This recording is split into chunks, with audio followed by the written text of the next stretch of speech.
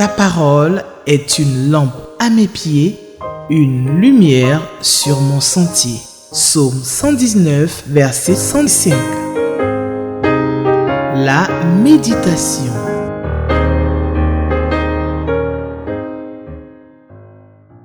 Téléspectateurs d'Espérance TV, bonjour. C'est avec beaucoup de joie que je vous souhaite la bienvenue à l'émission La Méditation. Alors, le texte que nous propose le lecteur de la Bible pour le jeudi 18 avril 2024 est Ésaïe 49, versets 1 à 13. C'est le texte que nous allons méditer en ce jour. Ésaïe 49, versets 1 à 13. Et nous allons prier d'abord avant de lire le passage proposé par le lecteur. Nous prions. Seigneur, ta parole est une lampe à nos pieds et une lumière sur notre sentier. C'est elle qui nous conduit, qui nous éclaire, qui nous dirige sur le chemin de la vie. Seigneur, éclaire-nous par ta parole maintenant que nous allons la lire au nom de Jésus. Amen. Ésaïe 49, versets 1 à 13, c'est le texte donc que propose le lecteur pour le jeudi 18 avril 2024. Et je lis. Écoutez-moi, peuple lointain, soyez attentifs. L'Éternel m'a appelé dès ma naissance. Il m'a nommé dès ma sortie des entrailles maternelles. Il a rendu ma bouche semblable à un glaive tranchant. Il m'a couvert de l'ombre de sa main. Il a fait de moi une flèche aiguë. Il m'a caché dans son carquois. Et il m'a dit, tu es mon serviteur, Israël, en qui je me glorifierai. Verset 4. Et moi j'ai dit, c'est en vain que j'ai travaillé. C'est pour le vide et le néant que j'ai consumé ma force. Mais mon droit est auprès de l'Éternel et ma récompense est auprès de mon Dieu. Maintenant l'Éternel parle, lui qui m'a formé dès ma naissance pour être son serviteur, pour amener à lui Jacob et Israël encore dispersés. Car je suis honoré aux yeux de l'Éternel et mon Dieu est ma force. Il dit, c'est peu que tu sois mon serviteur, pour relever les tribus de Jacob et pour amener les restes d'Israël. Je t'établis pour être la lumière des nations, pour porter mon salut jusqu'aux extrémités de la terre. Verset 7. Ainsi parle l'Éternel, le Rédempteur, le Saint d'Israël.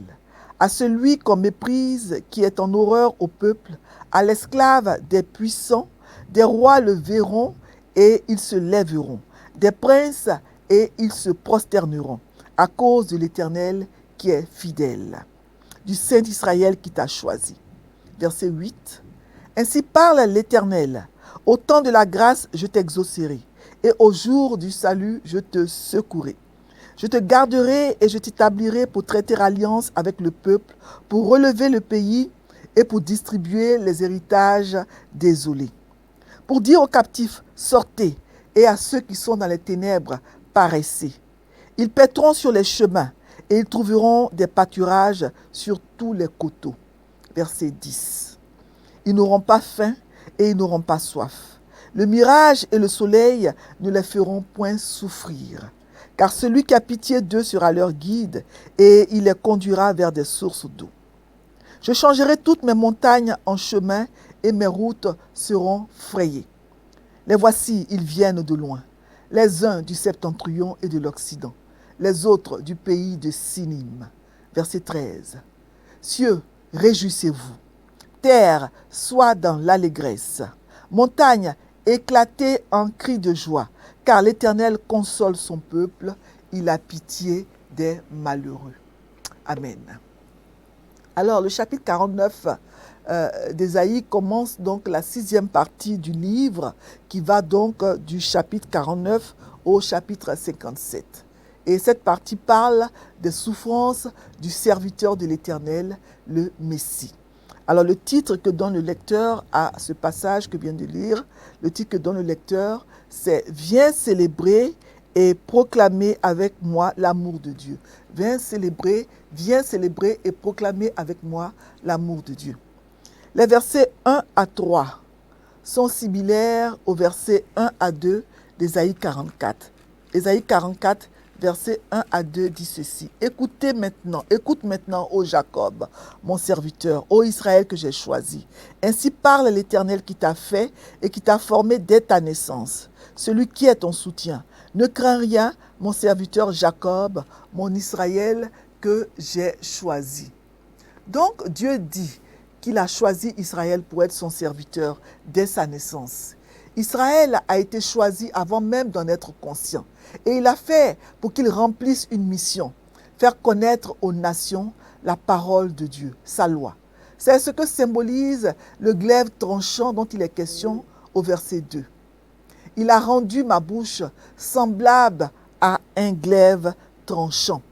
En effet, dans Hébreux 4, 12, il est écrit que la parole de Dieu est vivante et efficace. Elle est plus tranchante qu'une épée quelconque à deux tranchants, pénétrante jusqu'à partager âme et esprit, jointure et moelle. Elle jure les sentiments et les pensées du cœur. La parole de Dieu est aussi comparée à une épée, un glaive, dans d'autres passages comme Apocalypse chapitre 1, verset 16 et Apocalypse chapitre 19, verset 15. Mais ce passage d'Ésaïe 49 que nous venons de lire se rapporte aussi au Seigneur Jésus, le Messie, le serviteur de l'Éternel, que Dieu a choisi pour apporter le message du salut au monde entier, selon Actes chapitre 13, verset 47. Jésus a été appelé avant même d'être dans le sein de Marie. Mais le prophète Ésaïe commence ici par la naissance, comme pour tout homme. L'Éternel m'a appelé dès ma naissance, dit-elle. Dans Luc chapitre 1, verset 31, quand l'ange Gabriel parle à Marie, il lui donne donc le nom de Jésus avant même sa conception.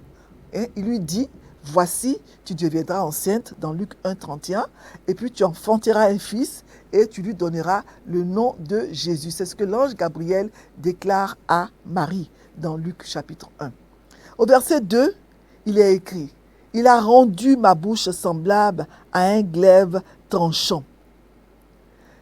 C'est dire que les paroles même du Messie, elles ont puissance et autorité.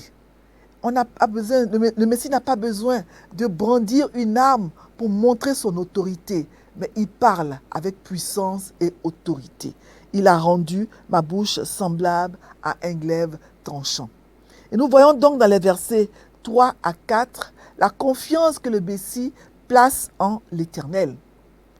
Et il m'a dit, tu es mon serviteur, Israël, en qui je me glorifierai. Puisque le reste du contexte de ce chapitre indique que le passage parle du Messie, il est préférable de considérer Israël ici comme une référence au Messie. Alors comment l'Éternel peut-il parler du Messie en parlant d'Israël? C'est parce que le Messie, Jésus, il vient d'Israël. Nous ne devons jamais oublier que le salut vient des Juifs. Jésus même l'a dit dans l'entretien qu'il a eu avec la femme samaritaine dans Jean chapitre 4, verset 22. Il dit donc que le salut vient des Juifs. La Bible est un livre juif. Les premiers croyants et les missionnaires étaient des Juifs. Les premiers missionnaires étaient des Juifs. Et les païens n'auraient jamais entendu l'Évangile sans les Juifs qui le leur ont apporté. Alors, le Seigneur Jésus, il aurait pu céder au découragement au cours de son ministère terrestre avec toutes les diverses persécutions qu'il a subies de la part des Juifs, mais il est allé jusqu'au bout de sa mission. Il n'a jamais cédé au découragement. Il a toujours placé sa confiance en l'Éternel. Il dit, mon droit est auprès de l'Éternel et ma confiance, ma récompense est auprès de mon Dieu. Nous avons lu les versets 5 à 7 et nous voyons donc dans ces versets un aperçu de la mission du Messie, du serviteur de l'Éternel. Ramener Jacob, Israël à Dieu. C'est un aspect important de la mission du Messie, ramener Israël à l'Éternel. Israël a donc une place importante dans le plan de Dieu. Mais le Messie a également une mission envers les gentils, les non-juifs. Les non-juifs, ce sont eux qu'on appelle les gentils. Il a été établi pour être la lumière des nations, pour porter le salut de Dieu jusqu'aux extrémités de la terre. Et il accomplit cette mission à travers ses disciples qui ont répandu la bonne nouvelle du salut en Jésus-Christ dans le monde entier jusqu'à ce qu'elle nous parvienne aussi à nous, ici en Afrique. Alors, le verset 7 est une prophétie. Ainsi parle l'Éternel, le Rédempteur, le Saint d'Israël, à celui qu'on méprise, qui est en horreur au peuple, à l'esclave des puissants. Des rois le verront et ils se lèveront, des princes et ils se prosterneront. Donc c'est une prophétie importante sur le rejet du Messie par l'humanité en général et par Israël en particulier. Le Messie, Jésus, a été méprisé, rejeté, humilié pendant son ministère terrestre. Mais quand il reviendra, tout œil le verra et tous l'adoreront et se prosterneront devant lui. Même ceux qu'on appelle les grands de ce monde, les rois, les princes, etc. Dans les versets 8 à 12, on parle du ministère du Messie. Les promesses du verset 8 s'adressent au-delà du Messie à nous aussi aujourd'hui. Ainsi parle l'Éternel. Au temps de la grâce, je t'exaucerai et au jour du salut, je te secouerai. Je te garderai et je t'établirai pour traiter alliance avec le peuple. Voilà, notre Dieu, il est celui qui nous exauce. Il est celui qui nous secourt. Il est celui qui nous garde. Cela doit nous rassurer. En tout cas, moi, ça me rassure, ça me réconforte. Cela doit nous procurer de la joie, surtout quand nous passons par des moments difficiles. Le reste du verset nous fait penser à Ésaïe 61, verset 1. Ésaïe 61, verset 1, qui parle aussi du serviteur de l'Éternel. Il dit, « L'Esprit du Seigneur l'Éternel est sur moi. » Ésaïe 61, verset 1. « Car l'Éternel m'a oint pour porter de bonnes nouvelles aux malheureux. Il m'a envoyé pour guérir ceux qui ont le cœur brisé, pour proclamer aux captifs la liberté et aux prisonniers la délivrance. » Nous voyons au verset 9 qu'il y a une prophétie, au verset 9, sur le ministère du Messie, le ministère de Jésus. Il va donc libérer les gens de la servitude, de l'emprisonnement. Il va donc les libérer, les délivrer du péché, de la possession démoniaque, de la maladie, de l'infirmité et même de la mort. Voilà. C'est pour dire, il dit au verset 9, pour dire aux captifs sortez et à ceux qui sont dans les ténèbres paraissez. Voilà. Et cela s'est accompli. C'est ce que le Seigneur Jésus a accompli pendant son ministère terrestre. Libérer, délivrer, guérir. Et le verset 10 nous rappelle le passage d'Apocalypse chapitre 7, verset 16. Apocalypse 7, verset 16, qui dit ceci, « Ils n'auront plus faim. » Je vais le lire rapidement avec vous. Apocalypse 7, verset 16. « Ils n'auront plus faim, ils n'auront plus soif. Le soleil ni aucune chaleur ne les frapperont plus, car l'agneau qui est au milieu d'eux les paîtra, l'agneau qui est au milieu du trône les paîtra et les conduira aux sources des eaux de la vie, et Dieu essuiera toute larme de leurs yeux. » C'est une prophétie qui se réalisera quand nous serons dans l'éternité avec le Seigneur. Il y aura donc plus de pleurs, plus de douleurs, plus de larmes en ce moment-là. Il dit ensuite au verset 11, « Je changerai toutes mes montagnes en chemin et mes routes seront frayées. » Il n'y a aucune exception. Il dit bien toutes mes montagnes. Les montagnes sont souvent dans la vie le symbole des obstacles, des difficultés. Et Dieu dit ici qu'il n'y a rien dans la vie, aucun obstacle, aucune solitude, aucune épreuve, aucun chagrin qui ne puisse changer en un chemin conduisant à de riches bénédictions. Quelle que soit la montagne, Dieu peut la changer en un chemin de délivrance et de bénédiction. Dieu veut faire de chacune de mes montagnes une route pour accéder à la bénédiction. Amen. Alors Dieu, il dit aussi qu'il va rassembler tous les captifs d'Israël. Ils vont venir du nord, du septentrion, de l'ouest, de Sinim. Alors le terme Sinim se rapporte peut-être à la Chine, mais on n'en est pas sûr. L'idée est que Dieu va ramener les captifs de tous les endroits imaginables. Cette prophétie, elle aussi, s'accomplira à la fin des temps. Et le passage se termine par une note de joie au verset 13. « Cieux, réjouissez-vous, Terre, sois dans l'allégresse, montagne éclatée en cris de joie, car l'Éternel console son peuple, il a pitié des malheureux. Oui, nous devons nous réjouir parce que l'Éternel, notre Dieu, console encore aujourd'hui. Il n'a pas changé. Aujourd'hui encore, il console les malheureux, comme le dit le verset 8. Il nous exauce quand nous crions à lui. Il vient à notre secours. Il est celui qui nous protège et qui nous garde. Nous pouvons lui faire confiance. Amen. Alors, nous allons maintenant répondre aux questions proposées par le lecteur. Le lecteur nous propose 3 questions pour le jeudi 18 avril.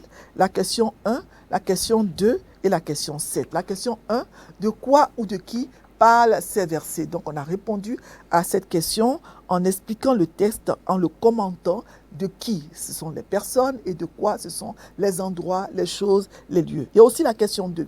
La question 2, est-ce que ce passage m'apprend quelque chose sur Dieu le Père, Dieu le Fils et Dieu le Saint-Esprit? Alors, le verset 1. Le verset 1 dit que Dieu est celui qui appelle dès la naissance. Il est celui qui nomme dès la sortie des entrailles maternelles. Donc Dieu, dans sa souveraineté, choisit. Il appelle qui il veut. Et cette personne n'en est même pas consciente. Est-ce qu'un bébé est conscient? Pourquoi il choisit telle personne et pas une autre? Il est souverain. Mais Dieu est celui qui choisit. Dieu est celui qui appelle. Et la question 7 est la suivante. Quelle vérité Dieu me révèle-t-il? Je réponds aux questions. Il y a beaucoup de choses qu'on pourrait dire dans le texte, mais je donne des exemples de réponses pour nous aider dans notre méditation. Mais il y a aussi d'autres réponses qu'on peut donner en se basant sur le texte. La question 2, quelle vérité Dieu me révèle-t-il? Au verset 2, il est écrit « Il a rendu ma bouche semblable à un glaive tranchant, il a fait de moi une flèche aiguë, il m'a caché dans son carquois, etc. » Donc, Dieu est celui qui fait tout le travail ici. C'est celui qui a rendu la bouche semblable à un glaive tranchant. C'est celui qui a couvert de l'ombre de sa main. C'est celui qui a fait de moi une flèche aiguë, qui m'a caché dans son carquois, etc. Donc Dieu fait tout le travail ici pour rendre l'ouvrier propre à l'œuvre, propre à produire un travail efficace. Quand Dieu choisit, il qualifie, il équipe et il perfectionne. Le verset 7. Le verset 7 dit « Ainsi parle le Seigneur, l'Éternel, le Rédempteur, le Saint d'Israël, à celui qu'on méprise, qui est en horreur au peuple, à l'esclave des puissants, des rois le verront et ils se lèveront, etc. » Donc, nous voyons que Dieu transforme, Dieu choisit, et il va faire en sorte que cette personne qui est méprisée devienne quelqu'un de puissant, et à un point tel même que des princes vont se prosterner devant lui. Des rois vont le voir et vont se lever. Donc Dieu transforme, il change les situations de vie. Et j'aime beaucoup le passage de 1 Corinthiens, chapitre 1, versets 27 à 28, passage dans lequel l'apôtre Paul dit « Dieu choisit les choses folles du monde pour confondre les sages. Dieu choisit les choses faibles du monde pour confondre les fortes. Dieu choisit les choses viles du monde, celles qu'on méprise, celles qui ne sont point, pour réduire à néant celles qui sont. » Voilà. Au verset 8, il est écrit « Ainsi parle l'Éternel, au temps de la grâce je t'exaucerai et au jour du salut je te secourrai. Je te garderai et je t'établirai pour traiter alliance avec le peuple, pour relever le pays et pour distribuer les héritages désolés. » Donc, ce verset nous montre que Dieu exauce, Dieu secourt, Dieu garde, Dieu établit, Dieu protège. Ça nous apprend sur Dieu que notre Dieu est celui qui prend soin de ses enfants. Voilà. Donc, voilà un peu quelques réponses qu'on peut donner aux questions proposées par le lecteur. Alors, nous allons lire aujourd'hui le passage du lecteur, le commentaire du lecteur pour le jeudi 18 avril 2024. Je vais donc lire le commentaire du lecteur. Le titre que donne donc le lecteur au passage, comme je l'ai dit au début, c'est « Viens célébrer et proclamer avec moi l'amour de Dieu ». Un amour si proche, versets 1 à 6. L'histoire entre Dieu et son serviteur remonte aux origines, verset 1, où il dit que Dieu l'a appelé dès sa naissance, dès sa sortie des entrailles maternelles. La communion entre eux s'est faite à travers de longues expériences. relève 10 choses que Dieu a accomplies dans la vie de son serviteur et déclarées sur la vie de son serviteur. Vous pouvez le faire vous-même, relever 10 choses que Dieu a accomplies dans la vie de son serviteur en vous basant sur le passage qu'on vient de lire. Arrête-toi un instant pour louer Dieu pour tout ce qu'il a fait pour toi de façon éternelle. Puis choisis 2 déclarations dans ce texte et déclare-les sur ta vie. Un amour qui apporte des solutions pertinentes. À travers son serviteur, Dieu s'engage personnellement à venir en aide à ceux qui le craignent d'abord, mais à toute l'humanité, au verset 6. Il connaît bien la situation qui prévaut, verset 7, mépris, esclavage, haine, etc. Il sait aussi bien ce qu'il faut apporter comme solution à chaque situation. Complète la liste d'actions que Dieu veut poser. Dieu veut relever, Dieu veut ramener, Dieu veut porter son salut. Dans quel domaine ta vie est-elle détruite? Ouvre ton cœur et saisis les promesses prononcées dans ce passage. Un amour fidèle et fécond. Il a appelé, choisi, transformé et consacré son serviteur pour le salut de l'humanité, non à cause des mérites de celui-ci, mais tout simplement par amour. Verset 7. Cette œuvre, il a commencé lui-même depuis la création et il la continue à travers ses serviteurs. Question. Que vas-tu faire pour progresser dans ta consécration, pour être la présence de Dieu dans ta génération? C'est une question à laquelle chacun peut répondre individuellement. Que vas-tu faire pour progresser dans ta consécration, pour être la présence de Dieu dans ta génération? Alors pour terminer, comme plus beau verset qui m'interpelle le plus, moi j'ai choisi le verset 8a. Ainsi parle l'Éternel. Au temps de la grâce, je t'exaucerai, et au jour du salut, je te secouerai. Verset 8a. Au temps de la grâce, je t'exaucerai, et au jour du salut, je te secouerai. C'est le verset qui m'interpelle le plus, parce qu'il me dit que l'Éternel est celui qui va m'exaucer, il est celui qui va me secourir. Et pour moi, c'est une promesse que je garde. Voilà, une promesse qui me réconforte et qui me rassure. Alors nous allons nous arrêter là pour la méditation de ce jour. Nous allons maintenant prier pour demander au Seigneur de nous aider à mettre en pratique sa parole. Nous prions. Seigneur, merci. Merci parce que tu nous rappelles dans ce texte que c'est toi qui choisis. Et quand tu choisis, tu n'abandonnes pas. Tu émondes, tu équipes. Ô Éternel, merci. Merci Seigneur de choisir tes enfants que nous sommes, malgré leurs imperfections, malgré leur iniquité. Merci Seigneur, parce que malgré nos faiblesses, tu nous utilises. Tu nous utilises pour annoncer ta parole.